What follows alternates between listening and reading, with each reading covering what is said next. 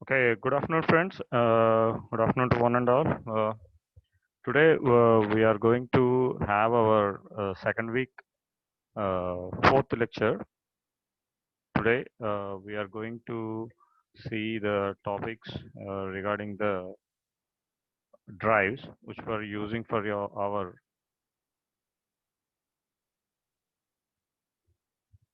industrial purpose. Okay, let us start our class today. Okay, good afternoon to all. Today, our topic is speed control of motors. So here, as earlier, we have discussed the topics regarding what is meant by a drive and what are the types of drives we are used for the industrial and domestical purposes. For that drives, whatever the prime movers, that is nothing but electrical motor. What are the types of the electrical motors we have seen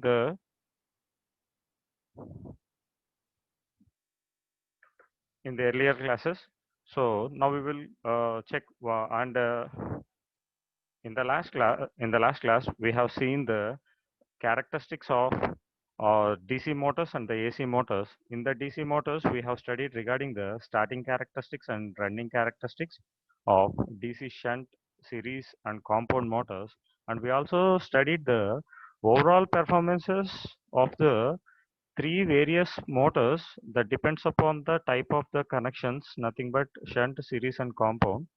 And have also seen the how much the efficiency is going to be produced while using the types of motors and types of connections that based upon your supply and that based upon your need. And also we have seen the three-phase induction motor and its both starting and running characteristics and its performances curve.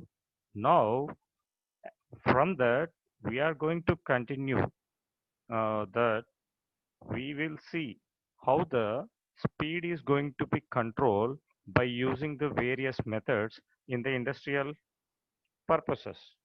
Okay, so here, see, speed control of motors. Today's topic is speed control of motors. So here, I'm going to talk completely about the industrial applications. So industrial application, the name indicates you are going to control the speed of your motor, which is used for your specific task, right? So here I will say in the simple manner, speed control means nothing but your intentional change. Intentional change. What is the change? Change of your speed. Change of speed of your drive to what value? To the required value of your need. So we can easily define what is the speed control means. Nothing but the speed control means it is nothing but an intentional change. So how much the speed you are going to be use for your specific task, for specific work. So for that purpose, you are going to change the speed or you are going to control the speed to a specific value for your need. There's nothing but. So how it is going to be changed? So here it is going to be adjusted mechanically by means some of the parts we are going to construct here. See like pulleys, gearboxes and variable speed, clutch mechanisms and some other mechanical devices. By using these types of devices, we are going to control the speed of your motor to the particular need. So, based upon the nature of your speed, based upon the nature of the speed, the drives has been classified according to your industrial purpose. So here we will experience these three types of drives that based upon your nature of the speed. So, what is nature of speed? Nature means we are having so many natures like low speed, medium speed, high speed, variable speed, constant speed, so and so. So like this, based upon that natures, we are going to define that type of the drive, speed drive, the type of the speed drive. If the speed is going to be variable, then it is going to be having a variable speed. So we will discuss, see just an outline regarding what are these types of speed drives that depends upon the nature. The when coming to the first one, variable speed drives. Variable speed drive means nothing but here when considering into the industrial purpose. So it depends upon this type. So the variable speed drives is nothing but the drives which requires continuous various of speeds for the whole range of from 0 to full speed. So every motor having a starting limit and upper limit. So from the starting limit to the upper limit, we can vary the speed by employing some methods.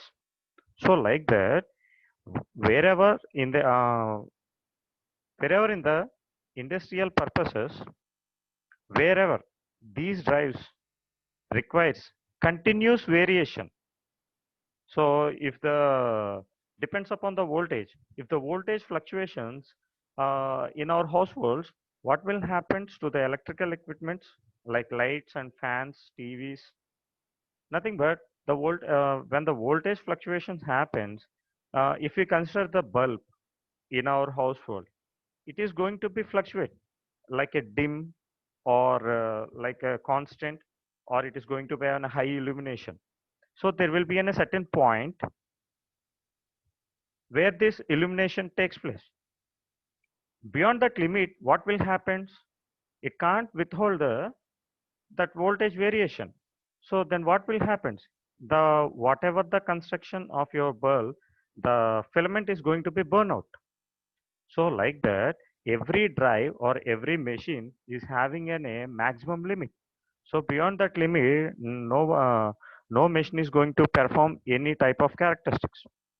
So whereas the drives which requires continuous variation of speed for the whole range, that is nothing but from zero speed to full speed, that is initial speed.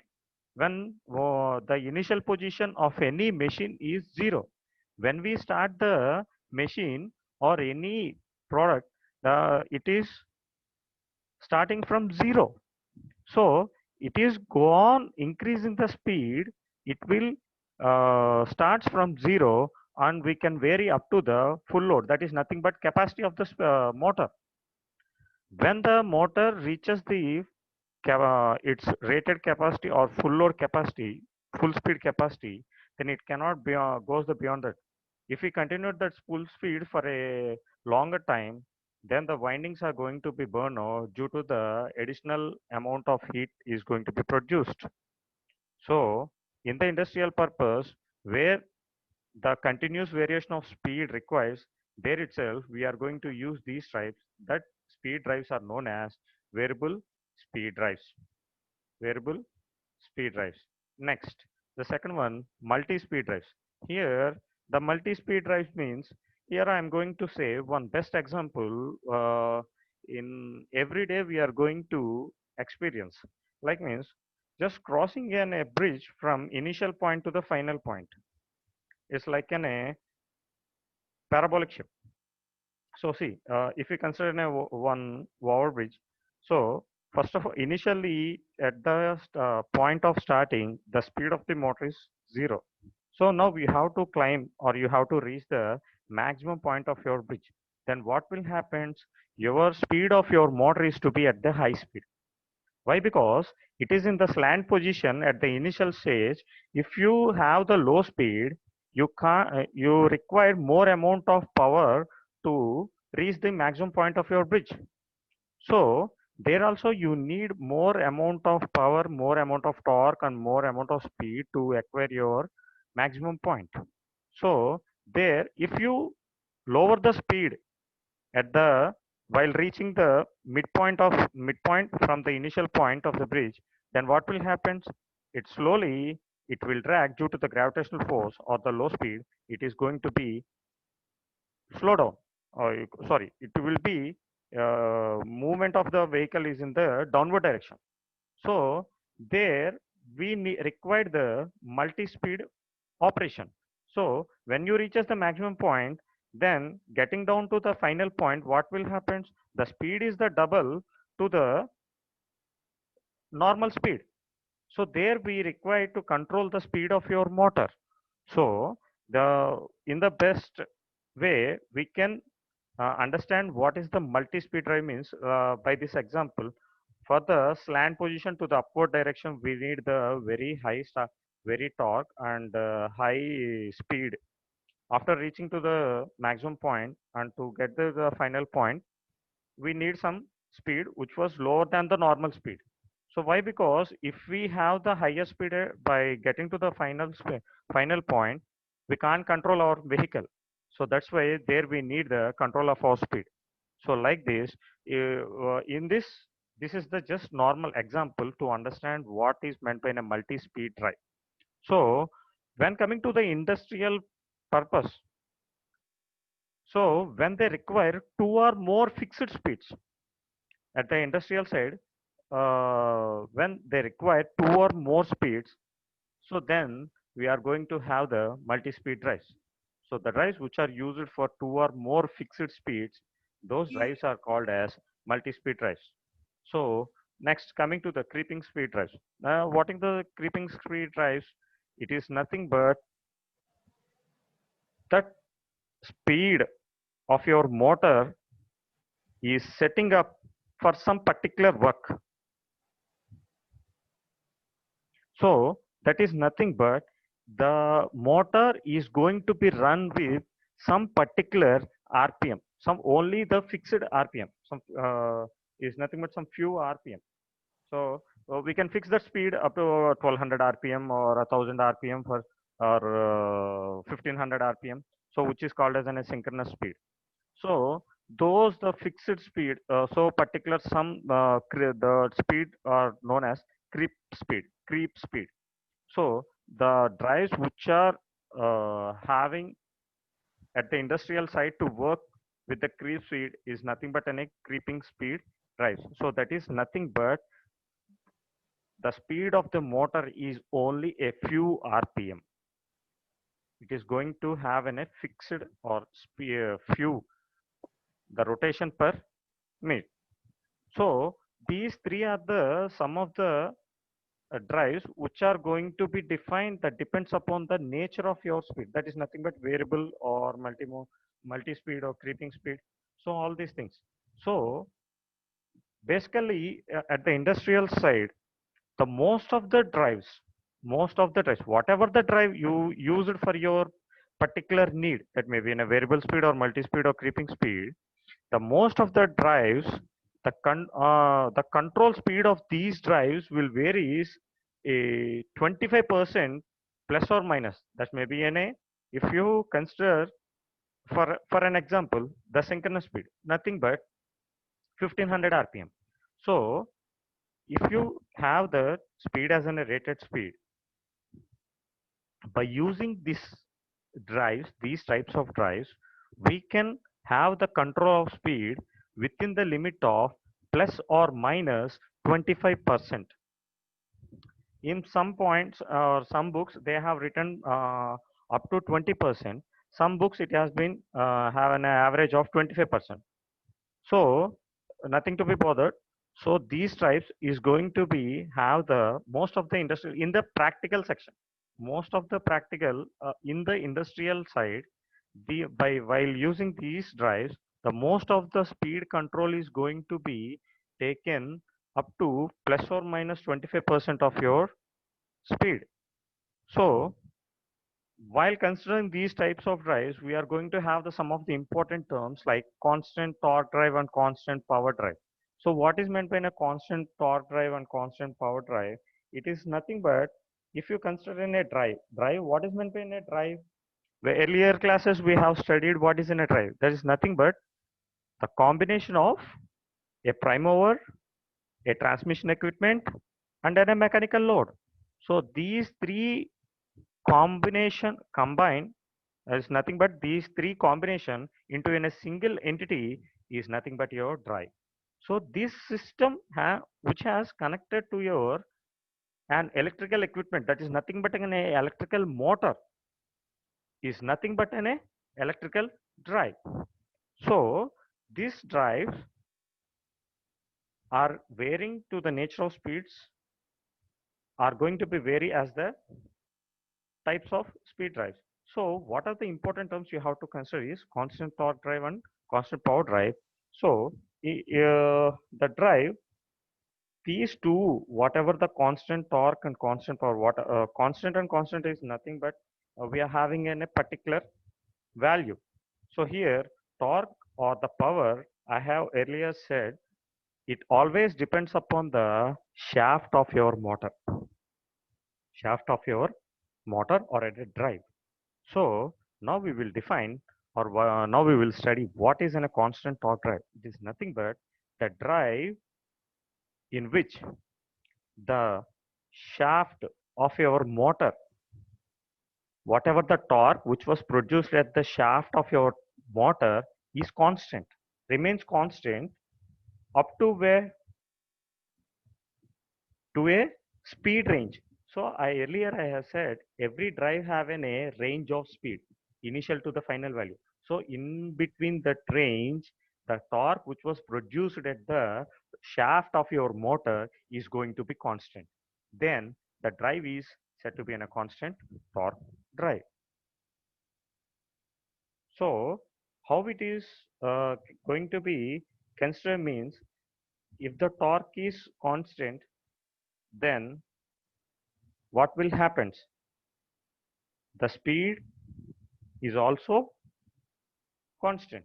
So here we can say in this constant torque drive, we can say if the shaft, the whatever the power has produced at the shaft varies at the speed. So when coming to the second one, constant power drive, it is nothing but it is also we are going to consider the motor shaft power. Whatever the power produced at the shaft of at the side of your shaft of your motor, so nothing but it is the power is going to be defined. Let me have a pen here. The power with the torque, what we have discussed is the torque depends upon the shaft of your motor. Okay. Now the power, what is in a power? How it depends? It is nothing but it depends upon the shaft torque and the speed. The power of your drive, the power of your drive depends upon the shaft torque, the torque produced at the shaft, and the speed of the motor. That's why the power is determined as the power P is directly proportional to shaft torque and speed. So it is also going to be constant for the range of the speed of your motor or a given speed range. So here one thing happens is in this constant power drive, if the torque is going to be higher, if the torque, if the torque is going to be higher at lower speeds, at lower speed, then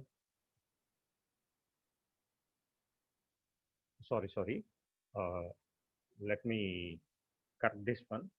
In this constant power drive, the torque is going to be available at higher values when the speed is low. If the speed increases, the values of the torque is going to be low. So that is nothing but vice versa. So that depends upon the torque, the speed. If the speed increases, the values of the shaft torque available is low. So if the speed is low of your drive, the drive speed is low, then the value of your torque is going to be very high. So this is nothing but vice versa. If one component increases, the other component decreases, and the other component increases, the second one component decreases. So this defines the characteristics of your constant power drive. So these are some important terms. Just you need to keep in your mind. So, and all you know about the speed regulation is nothing but the difference between the no load to the full load to the full load. There's the difference between the N naught is nothing but the no load speed and NF is nothing but the full load speed. So the difference between the no load speed and full load speed to the full load speed, that is nothing but a speed regulation. If you want any percentage regulation, then you are going to multiply with the 100. So this is just an introduction regarding your what is meant by a speed control, how the drives are going to be vary regarding your nature of speed, and some of the drives nothing but a constant torque drive and constant power drive and the speed regulation. Now we are going to study the speed control of DC motors and AC motors. So as earlier we have studied the characteristics of DC motors and AC motors. So in the DC motors you have studied DC shunt motors, DC series motors and DC compound motors. So in these three type of connections under the DC supply, the starting characteristics and running characteristics of your DC motor, we have seen how it is going to be vary. In the starting characteristics, all the variable components are based upon your variation of your armature current. So speed versus armature current, torque versus armature current, and output power versus armature current. So in the running characteristics, we have seen the performance between the speed and the torque. So these are the characteristics we have studied, and we also seen the overall performance, that is nothing but efficiency of your motor regarding your type of connection, that is the shunt, series, or in a compound. Okay. Now as like that, we are going to see how the what are the methods we are going to use for the control of your DC motors and AC motors. For this today class, I would like to deal with only DC motors. From Monday, we will continue with AC, and we will see what are the problems we are going to see. Okay. Now the speed control of DC motors. So what is going to be? So one of the most attractive feature regarding the DC motor, anybody can have your answer. What is the most attractive feature of your DC motor? The most one is speed control. It is very easy to control the speed of your DC motor. So for controlling of your DC motor, some of the relations we have to keep in the mind. Whatever the relations you are seeing here is going to be you have experienced in the previous classes. That is nothing but N is directly proportional to EB and inversely proportional to phi, and torque is directly proportional to the product of flux and the armature current. So you all know the EMF produced in the motor is nothing but an a back EMF, and which can be defined with an a equation of EB is equal to V minus IRA. So by substituting that EB in the speed, so the total speed value is going to be calculated with this equation. So from this equation, you can easily say this speed is going to be depends upon the supply voltage or the armature resistance and the flux. So see, N is directly proportional to V. N is inversely proportional to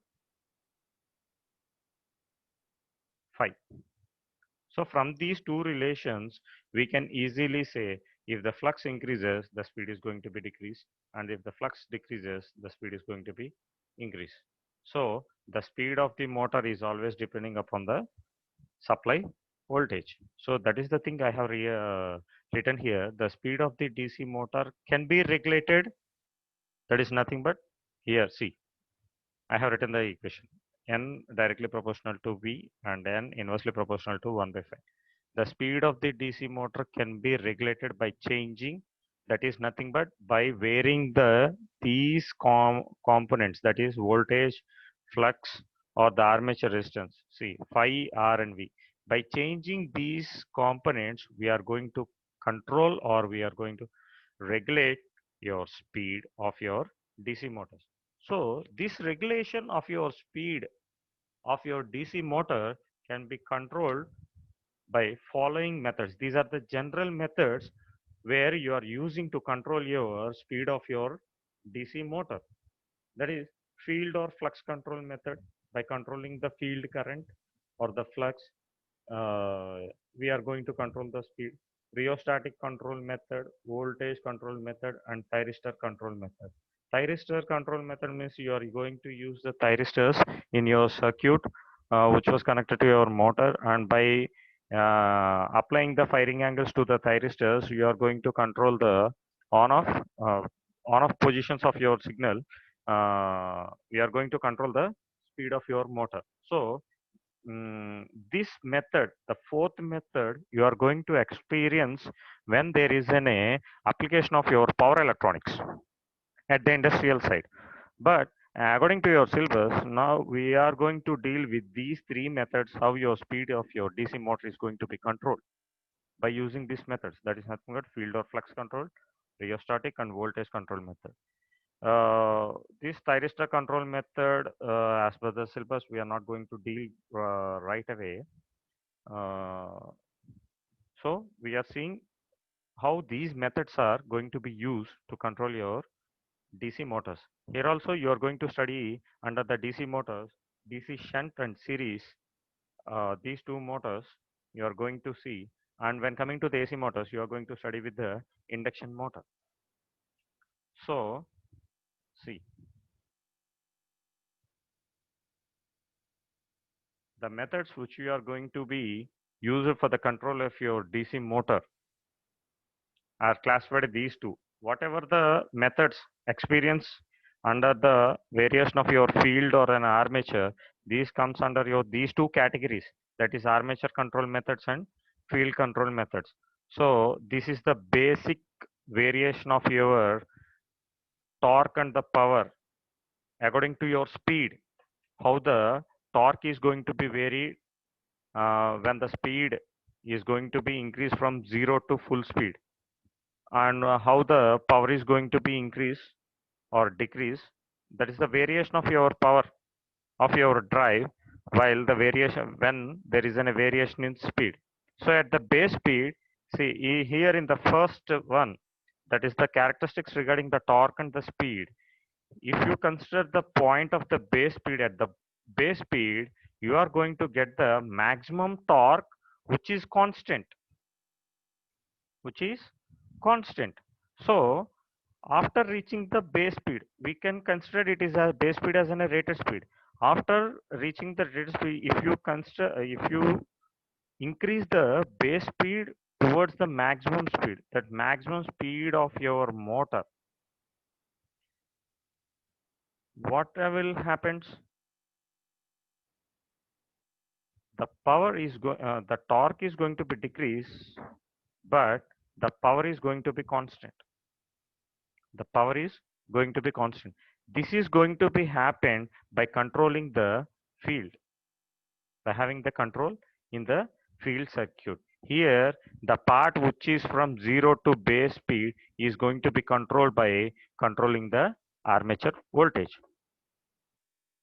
So these are the characteristics between the torque and the speed. So when coming to the second one, check, this is the starting point O. When you at the starting point, the power and the speed is 0. When you increase the speed from 0, the the torque which was produced by varying the armature voltage, then what will happen? It is going to gradually increase with a constant line, with a straight line up to the base speed. When the motor's speed reaches to its base speed, at this point, you are going to get the maximum power. So from this point, by varying the field, which was connected to your motor, then the torque is going to be in the horizontal line. During this region or during this period, we are going to have the constant power up to the maximum speed. So here see the upper figure and the lower figure. First of all, in the first region from 0 to base speed, when we consider the characteristic between the torque and the speed, it is first of all we are going to get the constant torque at the base speed, and then it is going to decrease the decrease of the constant torque. But at this during this period, we are going to have the constant power. Here we have decreased the constant torque, but here the torque is going to be increased up to a base speed with a constant value. At the base point, the constant, we are going to get the constant power. Here from this point, we are not going to increase any torque, or we are not going to decrease any torque, but we are going to have the constant line. At this period, we are going to get the constant power. How it is going to be happen? By controlling the field circuit of your motor, which was connected in the purpose. So these are the two variations. While using these two methods, the speed of the control has been classified into these two methods. So by changing the armature resistance and by changing the field currents, the speed is going to be decrease or increase, and is going to be controlled by the variation of the speed. The torque and the power is also going to be vary. So now we will step into the DC shunt motor. What are the methods you are going to use for the controlling of the speed? So earlier we have said that the controlling of the speed is done by the variation of flux, resistance, or the voltage of your motor. See, this is all the same thing. We have written here the speed of the DC shunt motor is going to be controlled by varying the flux, armature resistance, and the applied voltage of the armature terminals. So there are the various methods here also we are using, but the categories are going to be comes under only the two, that is the field control methods and the armature control methods. So here in the field control method, nothing but the speed of your DC motor is going to be adjusted by the varying of your field current. There is a control in your field. So how this control is going to be happen? By using these three methods. What are those? Field rheostatic control method, reluctance control method, and the field voltage control method. So this is nothing but nothing long thing to understand. This is in a short and sweet. Uh, the first method, we will see how the connections are made, and by that connections, how the speed of your DC motor is going to be, DC shunt motor is going to be vary. Yeah, here is your field rheostatic control method circuit. In this, the speed control is going to be obtained by the field current. So how it is going to be controlled? This is nothing but your variable resistance. This is a variable resistance. Variable resistance which was connected in series to the shunt. These two are in series connection.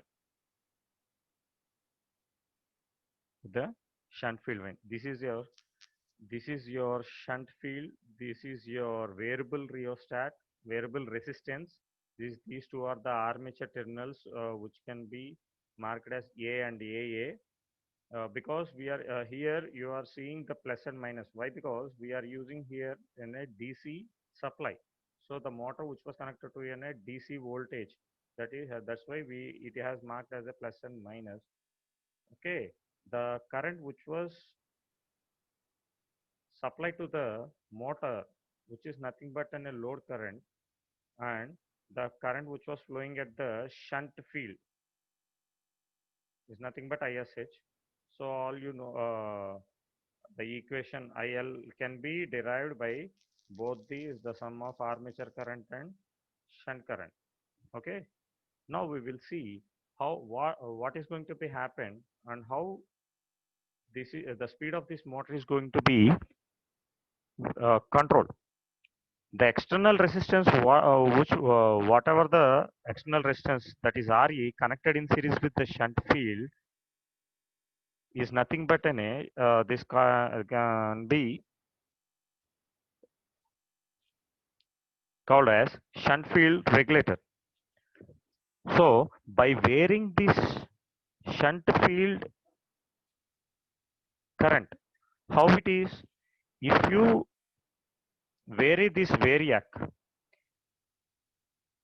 if you have the low resistance, if you consider at this point, then what will happen? Whatever the shunt current flowing from this node to the this variac, we are here you are going to experience a low resistance value. So when the resistance value is low, the flow of current is very high. So the maximum value of the current will flow. So from this variac at this point, from this variac, the current is flowing to this shunt. So at this, we are going to have the maximum. So if you would like to control this shunt current by moving this variac to, or by including some resistance to the circuit, to the armature terminals, by moving the variac from initial position to some of the value which was bigger than the previous value, then the current value is going to be decreased. So by varying this shunt field or shunt field current, the flux is also going to be vary. So by this method, we are going to regulate the speed. So that's why it is also by varying this shunt field current or field current, the flux is going to be controlled. Here also, the flux is going to be vary. So by this method is also known as flux control method. Flux control method. I think everyone understood. Just nothing but here by varying this variac, we are going to include the value of the external resistance. Nothing but here the rheostat we have inserted. By varying the resistance, by including by adding the resistance to the armature circuit from the field, the current which was flowing to the shunt is going to be regulated. When the current is regulated, the flux is also going to be regulated. When both these two components as regulated, the speed is also going to be regulated. That's why the motor runs at higher speed than the normal speed. So for this reason, the method of the speed control is used to control the motors above the normal, and we are going to have one advantage is to correct the speed which is going to be fall, the speed which is going to be fall due to the increase of the load. So this is the best method we are going to use while using your DC shunt motor. And when coming to these two, reluctance control and the field control, this is nothing but in this method, the speed control of the motor is going to be controlled by the constructing some special features, mechanical features, so that reluctance of your magnetic circuit, which was having in the armature, in the motor. So earlier we have seen the motor consists of two major parts, that is the rotor and the stator. So by connecting the special mechanical features, the reluctance of your magnetic circuit is going to be changed. But the main disadvantage is the construction, whatever the special features we are going to be involved in this motor are more and more expensive. So that's why very few applications in at the side of your industries, the reluctance method is going to be control method is going to be used. While coming to the field voltage control is nothing but this method is going to vary the voltage at the field side. Whatever the voltage going to be produced at the field is going to be vary by this variac. So by this a variable supply can be obtained. By this a variable voltage can be applied. So by this control of voltage at the field side, the speed is also going to be controlled. As earlier I have said that the speed depends upon the supply voltage. So by varying this shunt field winding, by varying this shunt field voltage, by varying this variac, the voltage is going to be regulated. That depends upon by regulating this voltage, the speed is also going to be regulated. So this is the field voltage control method. So we have seen the field control methods, and now we will see what are the armature control methods of your DC shunt motor we are going to use. So I will have that. This is the simple thing.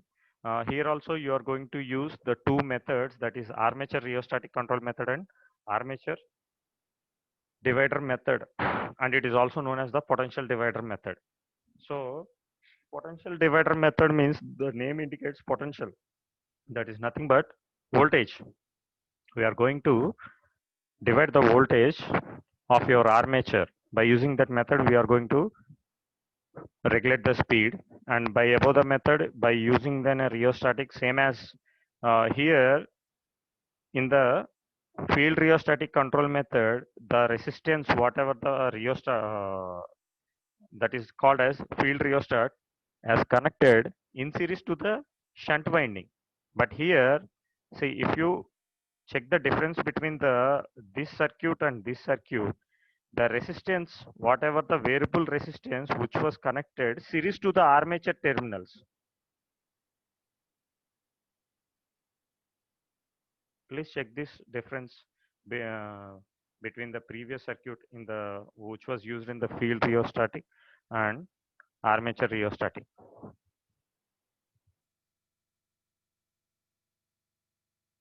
This variable resistance is also called as controller resistance. Here we can call this as a control resistance. Why? Because by controlling this resistance, by moving this variac from lower limit to the upper limit, then we are going to have the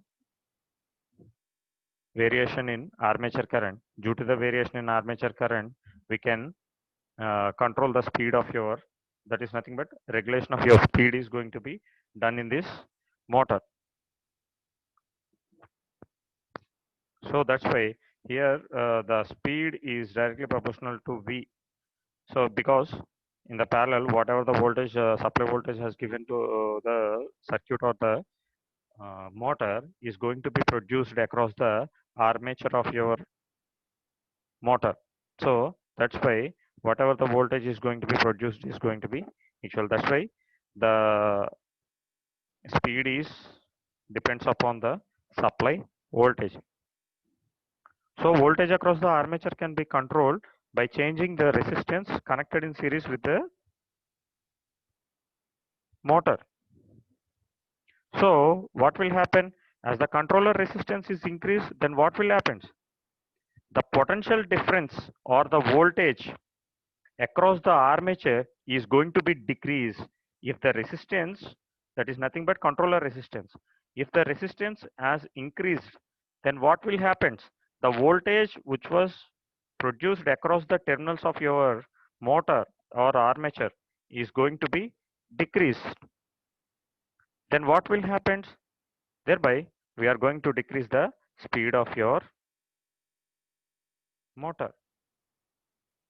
Simply, we can say by this relation, voltage increases, the speed increases, voltage decreases, speed also decreases. How this voltage is going to be regulated? By this controller resistance. By increasing or decreasing the resistance, the voltage is going to be increase or decrease. By depending upon the voltage increment or decrement, the speed is going to be vary, like increase or decrease. So by this, we are going to have this method. So here also one main disadvantage of this method is we cannot use this motor up to the zero speed. So it is not possible. That is the main disadvantage, because it requires a large variable resistance. It requires large variable resistance in series with the armature.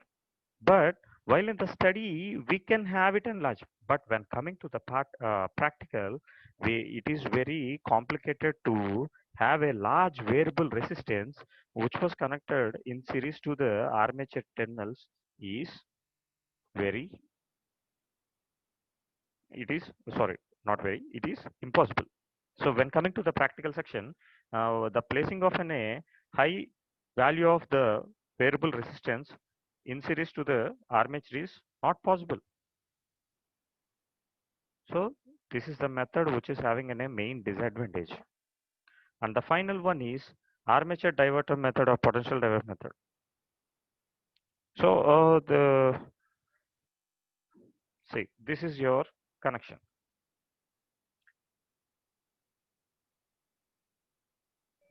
See, have you seen the difference between this and this circuit?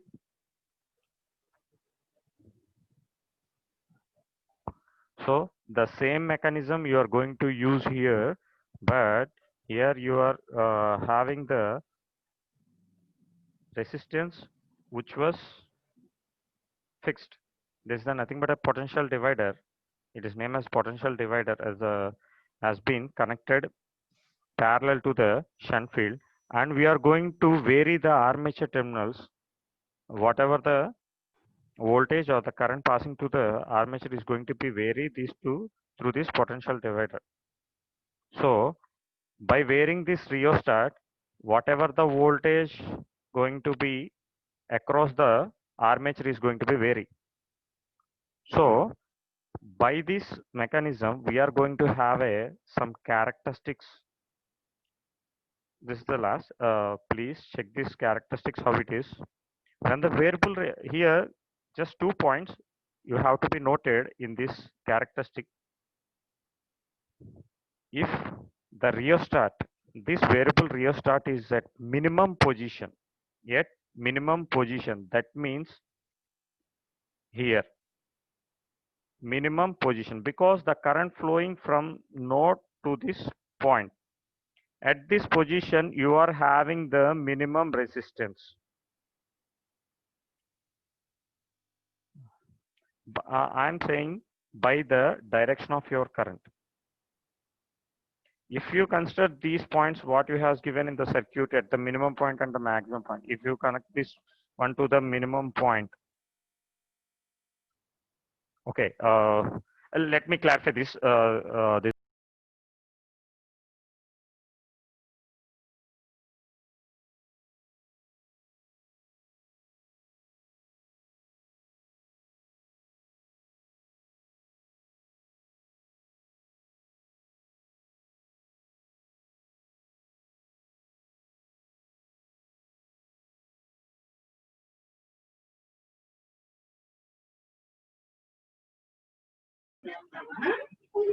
Sir, your voice is not audible.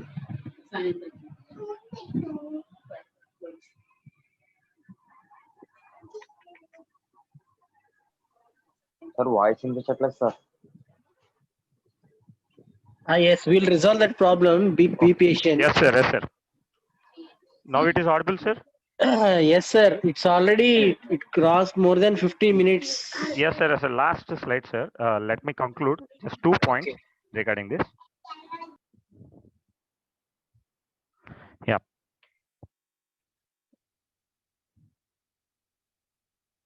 Okay. There are 2 points. Let me conclude this point. This section also. If you consider, yeah, if this variable is at minimum position, when the variable rheostat is minimum position, the voltage across the armature is going to be zero. The voltage across the armature is going to be zero. If this rheostat is moved from minimum position to the maximum position, then what will happen? The voltage which was the voltage apply experience across the armature terminals is going to be increased. Then by increasing the voltage across the armature, the speed is going to be increased. See, uh, this is the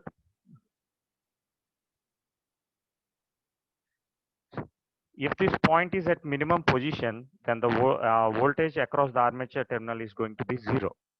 When we move this terminal to the maximum point, then the voltage across the armature is going to be increased. At the zero position, the speed is zero. When it is increased, the speed is going to be increased. So up to the rated voltage, the rated speed is going to be applied. So this is the variation of the speed with the respect to the armature voltage. Okay, I'm concluding this section. So I have taken so much of time. For this slide, we have completed our different methods which we have used for our DC shunt motor at our industrial purposes. So if you have any queries regarding these section, please text me in the chat box. I will reply to all the queries.